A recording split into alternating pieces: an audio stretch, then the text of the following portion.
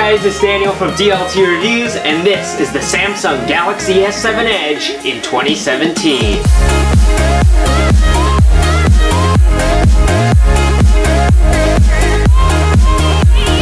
The S7 was dubbed the best smartphone of 2016 straight out of the gates. I was using the Nexus 6P at the time, and I was really looking forward to using the S7 Edge with everything I've heard about the device. Everyone was talking about its great design, waterproof housing, and the best camera ever seen in a smartphone. The camera is pretty good, but it does struggle in low light pictures compared to the Pixel or the 6P. Pictures taken in plenty of light look as great as a modern day smartphone camera should be. Colors are vibrant, not too oversaturated, and its 12 megapixel sensor allows for beautiful 4K video at 30 frames per second, although if you want a higher frame rate, 1080p at 60 FPS is still an option. The front-facing 5 megapixel camera is just okay. It won't be able to take the greatest selfies like from the 6P, but it gets the job done for things like Snapchat, Instagram, and that kind of stuff. It can also record in 1440p video, which is neat, but again, not the greatest quality in low light. Now, let's move on to something I love about this phone, the design. Samsung has definitely stepped up their game since the last time I owned one of their phones, the Note 2, and man is it amazing. As I've mentioned before, this shot up to my #1 on my list of favorite smartphone designs. The phone's metal and glass construction is just exquisite. The curves on the front and back panels just look amazing. It's just that the phone can get fingerprints and grime really quickly, so make sure to carry around your microfiber cloth like me so you can have your phone looking minty fresh all the time. Even though the phone is made of premium materials, the phone is waterproof, much like Sony's Xperia lineup, without any port covers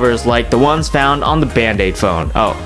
I mean the S5. It also has an IP68 water and dust resistant certification, which means it should be able to withstand 1.5 meters of fresh water for up to 30 minutes. Alright, sorry to get all ranty again, but even with this awesome design, I have to say that this is one of the worst phones I've ever held in my hand. The huge curve on the front means there's nowhere to grip the phone, since the curve on the back glass panel is almost non-existent, and I've had many cases where I'd just be holding the phone normally and something on the screen would randomly activate. It is pretty frustrating. Although I do have gripes with the physical aspects of the display, I must say the Edge is just beautiful, and scrolling through pages on the Edge just feels great. There is a bit of color shifting on the edges if you look at it up close or at a certain angle, but shouldn't really affect your daily use. The display itself is a 5.5-inch 1440p AMOLED panel, which just looks gorgeous. It's definitely the best display I've ever seen. Samsung has always had great displays on their phones, so it doesn't surprise me how good this one looks. And one more thing, the screen can get very bright. Usually with my 6P, the screen was very hard to view in daylight, but the S7 just rocks. The display could go up to a whopping 855 nits, where the 6P could only get up to 337. Another complaint I have though is the bad speakers found on this phone. While watching videos on this display looks amazing, the sound quality is pretty depressing. I mean, it's still okay, but I often cover up the speaker with my pinky while holding the phone in my hand, or even watching videos in landscape mode. It's not as loud and the sound gets distorted at high volumes. The speakers aren't anything to brag about, but it's not a deal breaker by any means. Oh yeah, and there's also a little something called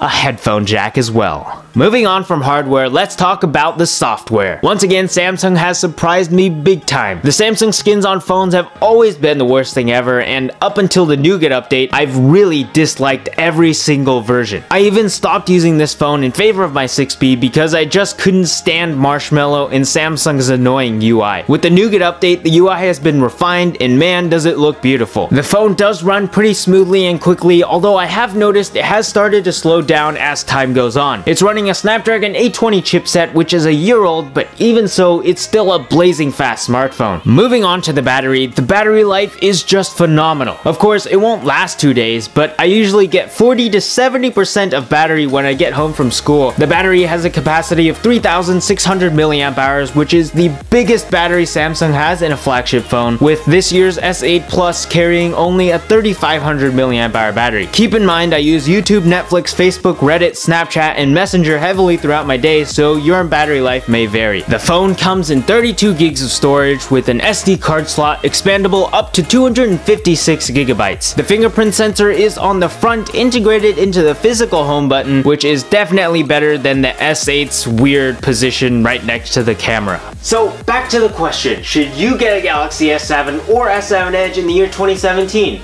Well, right now I think is a great time to buy these smartphones since the S8 is coming out pretty soon, and that's priced at around $750 and above, whereas the S7 and S7 Edge can be found at around $400. So these phones are still great performing phones and great looking phones, and you can save yourself a bit of money while going with the S7 instead of the S8 and still get an awesome all-around phone for 2017. Anyways guys, that's about it for this video. Thank you very much for watching, and I'll catch you in the next one. Peace.